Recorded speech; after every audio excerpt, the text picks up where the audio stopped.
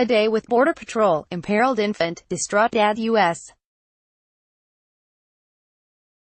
Border Patrol agent Renee Cisneros gives migrant Gerbert Chirac, from Guatemala, a pat-down after he was caught trying to illegally enter the United States, Monday, June 25, 2018, in Hidalgo, Texas. AP photo, David J. Philip McAllen, Texas, AP.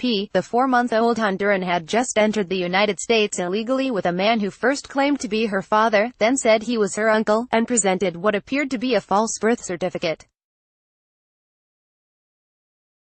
The girl, wrapped in white bedding, was placed in a white crib under close watch of U.S. investigators, who waited for a Honduran consular official to arrive Monday. She was among about 1,100 people in a former warehouse that tripled in size last year, largely to accommodate people, many from Central America, traveling as families, and children traveling alone. Customs and Border Protection allowed news media organizations to tour of the 77,000-square-foot facility in McAllen on Monday on condition that no photos or video be taken. Families and children rested under shiny thermal blankets in cells of chain-link fences adorned with high-hanging televisions. They exited their cells for a lunch of a sandwich and apples. After a similar facility in Nogales, Arizona, built for an influx of Central Americans in 2014 closed, McAllen's Ursula Processing Center, named for the street on which it is located, became the agency's only holding facility in the country with chain-link fences to detain children and families. There are separate pods for boys who came alone, girls who came alone, and parents with their young children. Some older children are split from their parents to avoid having them mix with much younger children. Within 72 hours, the adults and families are turned over to U.S. Immigration and Customs Enforcement, and unaccompanied children are turned over to the U.S.